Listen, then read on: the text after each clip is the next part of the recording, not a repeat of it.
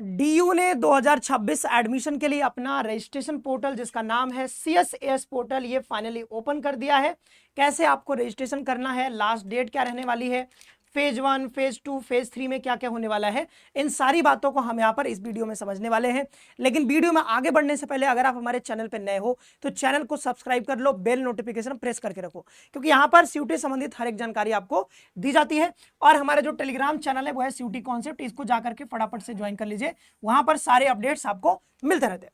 चलो वीडियो को स्टार्ट करते हैं, लेकिन यहाँ पर सबसे पहले यही बात आपको बता देता हूँ, यहाँ पर लिखा है लास्ट डेट। देखो अभी अगर ऑफिशियल जो भी नोटिस आए हुए हैं, ऑफिशियल नोटिस के अकॉर्डिंग अभी तक लास्ट डेट अभी कोई भी नोटिफाई नहीं किया गया है कि इसका लास्ट डेट क्या रहने वाला है। ठीक है, तो ऑफिशियल नोटिस के अकॉर्डिंग लास्ट डेट अभी पता नहीं है, हो सकता है कि कुछ दिनों में लास्ट डेट भी आ जाए, लेकिन अभी तक डीयू ने कुछ लास्ट डेट नहीं बताया।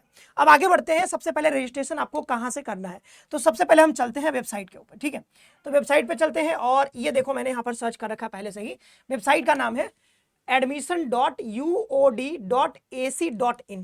तो ये आपका वेबसाइट रहेगा। इसी वेबसाइट को आपको गूगल पे जाकर के, क्रोम पे जाकर के सर्च करोगे तो ये आपको मिल जाएगा। यहां पर जैसे नीचे आओगे तो यहाँ पे साफ साफ लिखा हुआ है, ये देखो यहाँ पे यूजी एडमिशन 2026-27, यहाँ पे क्या लिखा है, यूजी CSAS 2026। इसको ओपन करोगे तो पूरा एक PDF ओपन हो जाएगा, उसमें सब कुछ बताया गया है, आप उसको पढ़ सकते हो। अभी मैं आपको दिखाऊंगा भी। और लिंक अगर आपको चाहिए कि आपको अप्लाई करना है तो इस वाले लिंक को क्लिक करना है और यहां से आप आ जाओगे ये CSS पोर्टल पे। ये देख सकते हो यहाँ पर कॉमन सीट एलोकेशन सिस्टम 2026, इस पे अगर आए हम तो यहाँ पे लिखा न्यू रजिस्ट्रेशन। अब ये देख लो कि फी कितनी लग रही है। तो सबसे पहली बात यहाँ पर बताया जा रहा है कि admission to all undergraduate programmes of UAD for the academic session 2026-27 will be through CSS, मतलब इसी पोर्टल के थ्रू होगा। बाद बाकी आप एलिजिबिलिटी वो सब देख लीजिएगा। All UG programme through the portal on the basis of, मतलब CUT के स्कोर के आधार पर होगा। अब देखो इसमें 3 चीजें बताई गई हैं कि भाई पहला जो हमारा फेज होगा वो है applying to the university of Delhi. तो पहले आपको अप्लाई करना है, जिसमें क्या क्या भरना है अभी आगे देखेंगे। फिर है phase 2, filling the preferences for the programmes and colleges. Phase 3 के लिए क्या है, एलोकेशन कम एडमिशन। तो ये मैंने पहले भी चर्चा करी थी, तो हर साल लगभग यही रहता है पूरा, फेज 1, फेज 2, फेज 3। ठीक है, अब यहाँ देख लेते हैं फी कितनी लगेगी। तो फी आपका यहाँ पर लगने वाला है अनरिजर्व्ड OBC, NCL और EWS के लिए 250 रुपए, एंड SC ST PWD के लिए यहाँ पर आपका लग जाएगा कितना, 100 रुपए। तो इतना आपको फी देना है। लेकिन अगर आप BFA, BSc फिजिकल एजुकेशन और ऐसे कुछ सब्जेक्ट्स हैं, BA है, BA ऑनर्स म्यूजिक अगर आपको करना है तो 400 रुपए आपको एडिशनल फी देना होगा। और ECA एंड स्पोर्ट्स सुपरमेरिसी कोटा के लिए आप अप्लाई कर रहे हो तो यहाँ पर 100 रुपए आपको ईच कोटा के लिए यहाँ पर देना पड़ेगा। ठीक है, 100 रुपए फी आपको और देना, एडिशनल फी यहाँ पर देना होगा। फिर अगर देखें हम यहाँ पर तो कंप्लीटली ओनली आफ्टर द, मतलब फी आपको देना ही पड़ेगा, फी नहीं दोगे तो फिर मतलब काम नहीं होगा आपका। ओके, तो CUT एप्लीकेशन नंबर, यहाँ पे आप एप्लीकेशन नंबर भरोगे, फिर पासवर्ड भरोगे। ये उनके लिए है जिन्होंने पहले रजिस्ट्रेशन कर लिया है। अगर आपने रजिस्ट्रेशन नहीं किया, पहली बार आ रहे हो इस वेबसाइट पे, तो सबसे पहले यहाँ पर न्यू रजिस्ट्रेशन वाले पर क्लिक करना है, या देन यहाँ पर आप फिल करोगे एप्लीकेशन नंबर, यहाँ पे आप अपना डेट ऑफ बर्थ फिल करोगे, देन यहाँ पर रजिस्टर, यहाँ पर ये वाला क्लिक कर देना। ठीक है, क्लिक करने के बाद रजिस्टर पे क्लिक करोगे तो आगे क्या क्या खुलेगा अब उसको देख लेते हैं। आगे हम आपको ले चलते हैं सीधे, मैंने यहाँ पर PPT बना दिया है तो इस पे चलते हैं और इसको देख लेते हैं। ठीक है, अब ये क्या है ये भी आपको बताएंगे। सबसे पहले ये वाला हम देख लेते हैं। ओके, तो यहाँ तक मैंने आपको बता दिया था कि एप्लीकेशन नंबर, डे, मंथ, अपना डेट ऑफ बर्थ भर दोगे, इसके बाद यहाँ पर क्लिक करोगे तो आगे कुछ ऐसा आपको देखने को मिलेगा। और मतलब ये है, ये तो आपको बता ही दिया था ना, हाँ ये तो बता ही दिया था। रजिस्टर पे क्लिक करोगे और देन आगे बढ़ेंगे तो ये ऐसा कुछ आपको दिखेगा, कहेगा कि भाई आपके फ़ोन नंबर पे OTP गया होगा, तो आप यहाँ पर OTP दे दीजिए। फ़ोन नंबर या ईमेल जहाँ भी गया होगा, लिखा है OTP रिसीव्ड ऑन ईमेल और फ़ोन, तो जहाँ भी जाएगा ईमेल पर या फ़ोन पर, तो वहाँ से लेकर के और यहाँ पे फिर आप पासवर्ड बनाओगे। मिनिमम 6 कैरेक्टर्स होने चाहिए। पासवर्ड बना के कन्फर्म करोगे और देन सबमिट OTP कर दोगे, तो आपका यहाँ पर एक तरह से क्या हो जाएगा कि आपने यहाँ पर अपना जो पासवर्ड है वो बना लिया है। अब दोबारा से क्या करोगे, दोबारा से आप लॉगिन करोगे। लॉगिन कैसे करना है, तो आपका यहाँ पर क्या है, एप्लीकेशन नंबर आपके पास है, आपने पासवर्ड भी बना लिया है, तो एप्लीकेशन नंबर पासवर्ड आपके पास आ गया है। तो देन क्या करेंगे, हम यहाँ पर पीछे चलेंगे थोड़ा सा और सीधा सीधा क्या करेंगे, यहाँ पर एप्लीकेशन नंबर डालेंगे और जो आपने पासवर्ड क्रिएट किया है वो पासवर्ड डालोगे। फिर यहाँ पर लॉगिन पर क्लिक कर दोगे। तो लॉगिन पर क्लिक करने के बाद कुछ ऐसा आपको दिखने लगेगा, कुछ ऐसा आपको दिखेगा। लॉगिन पर क्लिक करोगे कुछ ऐसा दिखने लगेगा। यहाँ पर काफ़ी सारी चीज़ें बताई गई हैं कि भाई यहाँ पर हम जो है क्लास 10 और 12 सर्टिफिकेट इन द नेम, मतलब वही चीजें आपको भरना है जो आपके क्लास 10th और 12th के सर्टिफिकेट पर लिखा हुआ है, खासकर 10th में। तो 10th में जैसा जो स्पेलिंग लिखा हुआ है वही सारी चीजें आपको लिखना है। और कहा गया है कि यहाँ पर जो भी सर्टिफिकेट्स आप लगा रहे हो उनमें भी जो नाम है वो मैच करना चाहिए आपके जो भी आपने डिटेल भर रहे हो अपना क्लास 12th का, ठीक है। तो उसके हिसाब से सब कुछ सेम होना चाहिए। और ओबीसी जो, अगर आप यहाँ पर ओबीसी सर्टिफिकेट लगा रहे हो तो वो सेंट्रल लिस्ट में आपका होना चाहिए। मतलब आपका जो ये जो आपका सर्टिफिकेट होगा वो सेंट्रल लेवल का सर्टिफिकेट होगा। और सेंट्रल लेवल का सर्टिफिकेट तभी बन पाएगा जब आपका जो कास्ट है वो सेंट्रल गवर्नमेंट के ओबीसी लिस्ट में हो, ठीक है। आप उसको चेक भी कर सकते हो, यहाँ पर वेबसाइट है ncbc.nic.in, ठीक है। तो ये वाला जो है ये उस वाले वेबसाइट पर जाकर के वहां से एक लिस्ट आप डाउनलोड कर सकते हो, पीडीएफ मिलेगी, और उसमें आप चेक कर सकते हो कि भाई आपका जो कास्ट है क्या वो सेंट्रल लिस्ट में है कि नहीं, ओबीसी लिस्ट में। अगर सेंट्रल के ओबीसी लिस्ट में आपके कास्ट अगर आता है, उसमें मेंशन है, तो आप सेंट्रल लेवल का ओबीसी सर्टिफिकेट बनवा सकते हो। और जब ये बन जाएगा तो आप यहाँ पर लगा सकते हो। और ये 31 मार्च 2026 के बाद का बना होना चाहिए। और इसी तरीके से ईडब्ल्यूएस के साथ भी वही है, यहाँ पे ईडब्ल्यूएस भी लिखा हुआ है, ओके। फिर वही चीजें हैं कि भाई आपको सर्टिफिकेट्स ये सब बढ़िया से आपको लगाने हैं और सही सही होना चाहिए सब कुछ, ये यहाँ पर सारे कुछ बताया गया है, ओके। अब देखें यहाँ पर कि ये इस पर क्लिक करोगे, यहाँ से क्लिक करके आगे बढ़ जाओगे। आगे बढ़ने के बाद आप देखोगे कि यहाँ पर देखो ये आपका जो पहला जो सेक्शन है ना कि फेज 1 फेज 2, तो फेज 1 जो है वो पूरा फेज 1 7 स्टेप में आपका कंप्लीट होने वाला है। पहला है आपको पर्सनल इंफॉर्मेशन देना है, दूसरा एकेडमिक इंफॉर्मेशन, तीसरा स्पोर्ट्स के बारे में, फिर यहाँ पर ईसीए का सेक्शन आएगा, फिर आपको अपलोड करवाया जाएगा, यानी इसी वाले में यानी फेज 1 में ही आपको डॉक्यूमेंट्स अपलोड करवाए जाएंगे। देखो फोटो और नेम, पिताजी का नाम, माताजी का नाम, ये सब तो ऑटो इंटीग्रेट हो जाएगा, फोटो सिग्नेचर सब कुछ आ जाएगा वहीं से, जो आपने सीयूटी के फॉर्म फिलअप के टाइम आपने दिया था, तो वो सारा कुछ यहाँ से इंटीग्रेट हो। जैसे ये जो आपका नाम है इसने पहले ही फेच कर लिया वहां से, मतलब इंटीग्रेट कर लिया सीयूटी में जो आपने भरा था वहीं से आ गया है, ये नाम आ गया। आपका डेट ऑफ बर्थ वहीं से ले लिया है, आपका ईमेल वहीं से आ गया है, ठीक है। मोबाइल नंबर सब कुछ वहीं से आ गया है, मोबाइल नंबर ईमेल सब वहीं से आ गया है। और आपका कैटेगरी भी यहाँ पर आ जाता है, आपने जो सीयूटी के एप्लीकेशन फॉर्म भरते समय जो दिया था कैटेगरी वो यहाँ पर आ जाता है। लेकिन खास बात यह है कि आपको कैटेगरी चेंज करने का यहाँ पर ऑप्शन मिल रहा है। अगर आपने गलती से कोई और कैटेगरी वहां पे डाल दिया था, यहाँ पे कुछ और भरना चाहते हो तो भर सकते हो, कोई समस्या नहीं है। अगर मुझे मान लो कि यहाँ पर अनरिजर्व्ड सेलेक्ट करना है तो मैं यहाँ पर करके आगे बढ़ सकता हूँ, जैसे मैंने यहाँ पर करके आपको दिखाया आगे। ये देखो यहाँ पर मैंने क्या किया कि इनका सीयूटी के रजिस्ट्रेशन में इन्होंने ओबीसी भरा था, लेकिन मैंने यहाँ पर अनरिजर्व्ड भरा तो कोई दिक्कत नहीं हुआ, आप भर करके आगे बढ़ सकते हो। आपने गलती से मान लो वहाँ पर ओबीसी भर दिया था, ईडब्ल्यूएस है आपके पास तो ईडब्ल्यूएस सर्टिफिकेट लगा सकते हो। जो भी अगर आपने गलती से वहाँ पे भरा है, कुछ और भरा है, लेकिन यहाँ पे कुछ और सिलेक्ट करना चाहते हो तो वो आपके ऊपर है, आप कर सकते हो। अब कई बच्चे पूछेंगे कि सर हमारे पास तो सर्टिफिकेट ही नहीं है। तो देखो सर्टिफिकेट अगर आपके पास नहीं है, मान लो ओबीसी का सेंट्रल लेवल का सर्टिफिकेट नहीं है, या एससी एसटी का नहीं है, या ईडब्ल्यूएस नहीं है आपके पास सेंट्रल लेवल का, तो अभी आपके पास समय है। हालांकि लास्ट डेट इन्होंने अभी तक नहीं दिया है, बट फिर भी मान के चलेंगे 20 25 30 दिन तो आपको मिलेगा ही। तो अभी आपके पास टाइम है, 10 दिनों के अंदर अंदर आप सर्टिफिकेट बनवा सकते हो। तो 10 दिनों के अंतर्गत ये सर्टिफिकेट बन जाता है। आप जाकर के अपने तहसील पे जल्दी से इसको बनवाने की कोशिश करिए। अगर आप कैटेगरी क्लेम करना चाहते हो, तब कोटा क्लेम करना चाहते हो। अगर नहीं चाहिए कि नहीं हमको रिजर्वेशन चाहिए ही नहीं, तो जब नहीं चाहिए तो कोई समस्या नहीं है।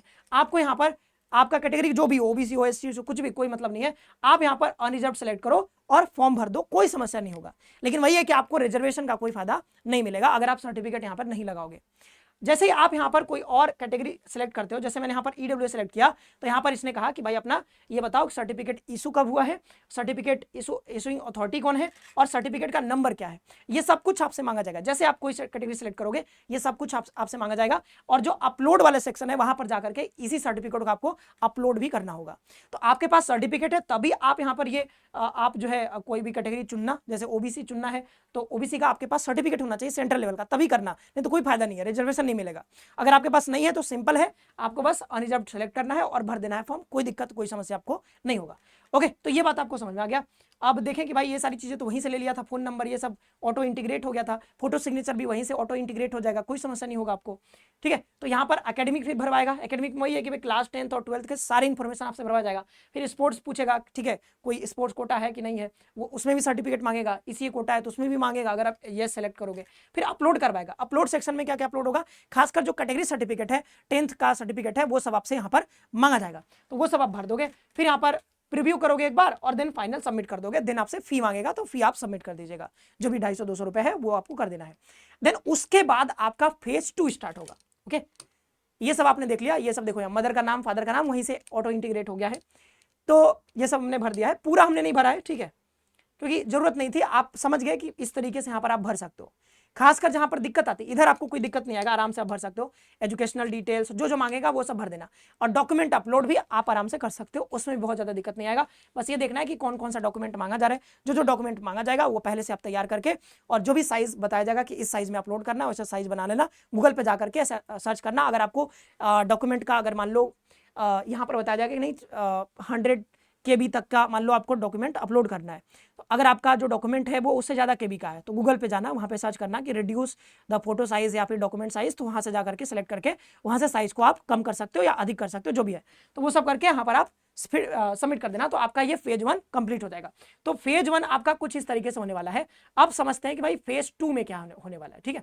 फेज 1 के बारे में मैंने आपको बता दिया, ये फेज 1 है। फेज 2 में क्या होगा, filling the preference of programs and colleges. तो आप क्या करोगे, अपना प्रोग्राम और यहाँ पर कॉलेज का प्रेफरेंस आपको भरना होगा। जब ये फेज 1 कंप्लीट हो जाएगा तो फेज 2 में एंटर करोगे, और वहां पर पहले ये बताओगे कि आप कौन से प्रोग्राम में एडमिशन लेना चाहते हो। हालांकि वहां पर एक फिल्टर का ऑप्शन भी होगा, उससे क्या होगा कि आप फिल्टर कर सकते हो कि भाई आपको कौन सा कोर्स चाहिए। मान लो बीएससी चाहिए तो बीएससी फिल्टर करोगे, तो बीएससी के सारे कोर्सेज दिखेंगे जिसमें आप एडमिशन लेने के लिए एलिजिबल हो, ठीक है। आप जो भी यहाँ पर लगा रहे हो ना कि भाई ये वाला सब्जेक्ट में आप पार्टिसिपेट किए हो, सीयूटी में ये वाला सब्जेक्ट आपने चुना था, ठीक है, तो उसके हिसाब से ये बताएगा कि आपको आप कौन कौन से कोर्स में एडमिशन ले सकते हो। ओके, सब्जेक्ट मैपिंग भी ये कर लेगा, अपने अनुसार कर लेगा। सब्जेक्ट मैपिंग भी इसी में हो जाएगा आपका कि आपने क्लास 12th में क्या पढ़ रखा है, क्योंकि एजुकेशनल डिटेल इसने यहाँ पर भरवा लिया फेज 1 में, तो क्लास 12th में क्या पढ़ा है, सीयूटी में क्या लिया है, उसके अनुसार से वो मैपिंग करके आपको वो बता देगा कि आप इतने सारे कोर्सेस में एलिजिबल हो। अब आपको बस ये करना है प्रेफरेंस फिलिंग में कि आपको यहाँ पर अपना प्रेफरेंस दे देना है। जिन जिन कोर्सेज में एलिजिबल हो गए वो सब तो आपको दिख ही जाएगा कि आप इन इन कोर्सेज में पार्टिसिपेट कर सकते हो। अब बस आपको ये करना है कि आपको ये बता देना है यहाँ पर कि भाई नंबर 1 पे आप कौन सा सेलेक्ट करना चाहते हो, नंबर 2 पे, 3 पे, 4 पे, मतलब आपको अपना चॉइस देना है। मुझे मान लो लगता है कि नहीं मुझे ना ज्योग्राफी बहुत पसंद है, तो मैं ज्योग्राफी सब्जेक्ट ज्योग्राफी ऑनर्स लूंगा यहाँ पे, तो ज्योग्राफी ऑनर्स को सबसे ऊपर रखूंगा, ज्योग्राफी ऑनर्स रख दूंगा। साथ ही साथ मैं ये भी देखूंगा कि भाई मैं किस कॉलेज में जाना चाहता हूँ या सबसे बढ़िया कॉलेज कौन सा है। देखो मेरी प्रायोरिटी रहेगी कोर्स का, ठीक है, मुझे चाहिए कोर्स, क्योंकि मुझे उसी कोर्स में आगे बढ़ना है। मुझे जिस सब्जेक्ट में, देखो आप इस कॉलेज से ले लोगे डिग्री, चाहे इस कॉलेज से ले लोगे, ठीक है, कॉलेज बहुत बड़ा अंतर नहीं देगा आपको, मतलब अंतर नहीं हो पाएगा बहुत आपके करियर में, बहुत ज़्यादा ये नहीं कि बहुत, मान लो कोई मिरांडा हाउस से पढ़ रहा है और कोई मान लो वेंकटेश्वर से पढ़ रहा है, तो बहुत ज़्यादा गैप नहीं आ जाएगा आपके करियर में, ठीक है, ग्रोथ में बहुत ज़्यादा कोई वो नहीं आ जाएगा। लेकिन अगर आप अपने इंटरेस्ट के इतर कुछ और चुन लेते हो, मान लो कि मुझे ज्योग्राफी बहुत बढ़िया लगता है, अब मैं कुछ और सब्जेक्ट ले रहा हूँ, मान लो मैं पॉलिटी ले लेता हूँ, पॉलिटी में मुझे उतना इंटरेस्ट नहीं है, तो फिर मजा नहीं आएगा ना। भले पॉलिटी मुझे बहुत अच्छे संस्थान में मिल रहा हो, लेकिन मुझे तो पढ़ना ज्योग्राफी है ना, तो मैं अपने इंटरेस्ट को प्रायोरिटी करूंगा, ना कि कॉलेज को। तो यहाँ पर मैं ज्योग्राफी लेना है तो ज्योग्राफी में देखूंगा कि ज्योग्राफी में कौन सा सबसे बेस्ट कॉलेज है, तो वो मैं अपने बेस्ट कॉलेज को यहाँ पर ऊपर रख दूंगा। ज्योग्राफी के साथ और भी, जैसे ये ऑनर्स हो गया तो इसमें मेजर माइनर का अगर कुछ है तो वो भी आप सेलेक्ट कर लेना, ठीक है। तो यहाँ पर मैंने ज्योग्राफी ऑनर्स सेलेक्ट किया और ये देखा कि ज्योग्राफी कहाँ पर सबसे बेस्ट कॉलेज है, वो मैंने कॉलेज यहाँ पर दे दिया, क्योंकि दोनों आपको चुनना होगा ना, कि यहाँ पर देखो लगभग 70+ कॉलेजेस है डीयू में, तो आपको कॉलेज का भी प्रेफरेंस देना होगा। तो ऑफकोर्स आप नॉर्थ कैंपस वाले ऊपर रख दोगे कॉलेज, तो ये मुझे प्रोग्राम बताना है कि ज्योग्राफी मुझे चाहिए और कॉलेज का नाम, तो कॉलेज यहाँ पे बगल में, तो ये कॉलेज के साथ ये मेरा सब्जेक्ट जो कोर्स है प्रोग्राम है उसको चुन लूंगा। फिर मैं देखूंगा कि भाई ज्योग्राफी ही मुझे चाहिए, मान लो तो ज्योग्राफी ही चाहिए, तो ज्योग्राफी ऑनर्स और कहाँ कहाँ पे है, तो कॉलेज बदलता रहूंगा अगर सिर्फ ज्योग्राफी चाहिए तब। मान लो कि ज्योग्राफी मान लो लगता है कि नहीं चलो सर ज्योग्राफी नहीं भी मिलेगा तो कोई बात नहीं, लेकिन मुझे अच्छा कॉलेज चाहिए, और मेरे साथ क्या है कि मुझे हिस्ट्री भी चल जाएगा, तो आपको अगर हिस्ट्री भी चल जाएगा, ज्योग्राफी ना भी मिले तो हिस्ट्री भी चल जाएगा, तो आप क्या करोगे, हिस्ट्री ऑनर्स सेलेक्ट कर लोगे और साथ में जो ऊपर कॉलेज अच्छे अच्छे थे उसको यहाँ भी भर दोगे, ठीक है। तो ऐसे करके आप कर सकते हो। तो ये आपके ऊपर है कि आप कैसे यहाँ पर प्रेफरेंस देना चाहते हो, बस ये ध्यान रखना कि आपका इंटरेस्ट क्या है और अच्छे कॉलेज कौन है उस कोर्स के लिए, ठीक है। आपको वो मिल भी जाएगा कि भाई नॉर्थ कैंपस पर वीडियो बना चुके हैं, उसको देख लीजिएगा कि नॉर्थ कैंपस में अच्छे अच्छे कॉलेजेस कौन है। अगर आपको नहीं समझ में आ रहा है तो आपको सिंपली NIRF सर्च करना है, NIRF सर्च करोगे और वहां पे जाकर के कॉलेज वाले सेक्शन पे देखोगे, उसमें आपको पता चल जाएगा कि भारत में कौन कौन से कॉलेजेस हैं जो सबसे टॉप पे हैं। तो उसमें DU के जो ऊपर ऊपर दिखेंगे उसको आप ऊपर अपने हिसाब से सेलेक्ट कर लेना, ठीक है। सबसे ऊपर आपको द हिंदू मिलेगा, तो मान लो हिंदू आपने यहाँ कर दिया, ठीक है, हिंदू कॉलेज, द हिंदू बोल रहा हूँ, हिंदू कॉलेज, तो वो आप सेलेक्ट कर लेना अपने अनुसार। तो ये ना आपका चॉइस होना चाहिए, ठीक है। और मैं कहूंगा कि मान लो जिनके कम नंबर आ रहे हैं तो उनको क्या करना है, शुरू में तो बढ़िया से भरना है, शुरू में आपको बढ़िया से भरना है, देखो 100 कम से कम 50-100 तो बढ़िया से बनाओगे ना प्रेफरेंस, तो ये बढ़िया से बना लोगे। बाद बाकी आप जितना ज़्यादा सेलेक्ट कर सको उतना ज़्यादा सेलेक्ट कर दीजिए। मतलब जिनके कम नंबर आ रहे हैं उनके लिए यही एडवाइस रहेगा कि आप ज़्यादा से ज़्यादा प्रेफरेंस सेलेक्ट करना। और अभी प्रेफरेंस फिलिंग पे एक अलग से वीडियो आएगी डिटेल, तो अभी मैं बहुत ज़्यादा इस पर बात नहीं कर रहा हूँ। प्रेफरेंस फिल हो जाएगा फेज 2 में। फेज 3 में क्या करना है, फेज 3 में आपको कुछ नहीं करना है। यहाँ पर क्या होगा, एलोकेशन कम एडमिशन प्रोसेस। मतलब इसमें क्या होने वाला है कि आपने प्रेफरेंस भर दिया है, तो प्रेफरेंस के साथ जो भी भर दिया उसके साथ डॉक्यूमेंट फेज 1 में कर दिया था, तो वो सब कॉलेज आपका वेरीफाई कर लेगा। और उसके बाद आपको जो है क्या होगा कि सीट अलॉट किया जाएगा। यहाँ पर क्या होगा, सीट अलॉट होगा। तो सीट अलॉट मान लो कि फर्स्ट राउंड में हो सकता है, फर्स्ट राउंड में हो गया तो सीट अलॉट हो गया तो आप फी पेमेंट कर दोगे। फी पेमेंट के बाद वहाँ पर मतलब सीट अलॉट होगा तो एक्सेप्ट का बटन आएगा, एक्सेप्ट करोगे, फी पेमेंट करोगे, तो कोर्स का फी पेमेंट हो जाएगा। कोर्स का फी पेमेंट करने के बाद मतलब आप उसको वैसे छोड़ सकते हो, मतलब आप ग्रेड पे लगा के छोड़ सकते हो। मान लो आपको यहाँ पर 40वां प्रेफरेंस मिला, तो 40वां प्रेफरेंस मिला फर्स्ट राउंड में, तो आप चाहोगे ना, क्योंकि आपने ऊपर वाला अच्छा भरा था, ये आपके पसंद का सब्जेक्ट, तो आप चाहोगे ना कि हमारा प्रेफरेंस ऊपर का मिले, तो ये बढ़ करके ऊपर चला जाए, तो आप वहाँ पर अपग्रेड वाला बटन दबा दोगे पेमेंट के बाद, तो अपग्रेड होता रहेगा। तो फिर सेकंड राउंड का काउंसलिंग आएगा, थर्ड राउंड का, फोर्थ राउंड का, तो वो अपग्रेड हो करके ऊपर वाला प्रेफरेंस आपको मिलता रहेगा। ठीक है, डिपेंडिंग ऑन कि आपके कितने नंबर आ रहे हैं, कैटेगरी क्या है, उसके हिसाब से बहुत सारी चीजें होती हैं, उसके हिसाब से बनता है। ठीक है, आप देख भी सकते हो जैसे।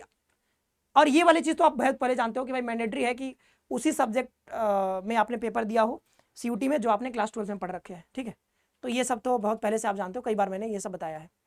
ठीक है, और डॉक्यूमेंट में कोई गड़बड़ मत करना भाई, यहाँ पर कोई अंडरटेकिंग का वो ऑप्शन नहीं है। ठीक है, तो बहुत केयरफुली सही से भरिएगा।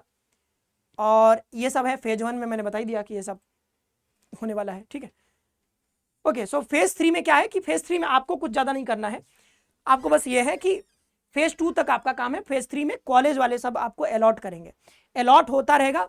जब भी आपको अलॉट होगा तो वो शेड्यूल जारी करेंगे कि भाई फर्स्ट राउंड का अलॉटमेंट इस डेट पे आने वाला है, तो उस दिन आपको क्या करना है, अलॉटमेंट होगा तो वो बता देंगे कट ऑफ कितने इतने इतने नंबर पे एडमिशन हुआ है, आप जाकर के तुरंत लॉगिन करके चेक करोगे। अगर आपको अलॉट हुआ जाएगा तो आपको दिख जाएगा, अलॉट हो जाएगा तो आप एक्सेप्ट करोगे, फी पेमेंट करोगे, आपका एडमिशन लगभग कंफर्म हो जाता है। ठीक है, फिर उसके बाद एक दिन फिजिकल वेरिफिकेशन के बुलाया जाएगा, तो वो आगे का प्रक्रिया है। अभी के लिए यह है कि ये सारी प्रक्रिया हालांकि 1 महीने के अंदर अंदर इन्होंने कहा है कि करवा दिया जाएगा। तो ये पूरी चीजें मैंने यहाँ पर बता दी हैं, कैसे रजिस्ट्रेशन करवाने वो भी बता दिया है। अब स्टेप बाय स्टेप पूरा करके दिखाएं, आप खुद भी कर सकते हो, आराम से हो जाता है, कोई समस्या है नहीं। ठीक है, हाँ, प्रेफरेंस फिलिंग का एक है कि प्रेफरेंस फिलिंग थोड़ा उसके बारे में, तो उसके बारे में एक अलग से डिटेल वीडियो आ जाएगी, तो प्रेफरेंस फिल करके हम आपको बता देंगे। ओके, और जो भी अपडेट्स आगे आते रहेंगे कि फर्स्ट राउंड का कब आ रहा है, सेकंड राउंड का कब आ रहा है, तो डीयू से सारे संबंधित अपडेट्स आपको यहाँ पर मिलते रहेंगे। तो आज किस वीडियो में तय रखते हैं, और ये जो सीयूटी कॉन्सेप्ट का हमारा टेलीग्राम चैनल है इसको ज्वाइन जरूर कर लीजिएगा। ओके, सो मिलते हैं हम लोग नेक्स्ट वीडियो में। आप सभी का बहुत बहुत धन्यवाद, खुश रहिए, पढ़ते रहिए और अपना ख्याल रखिए।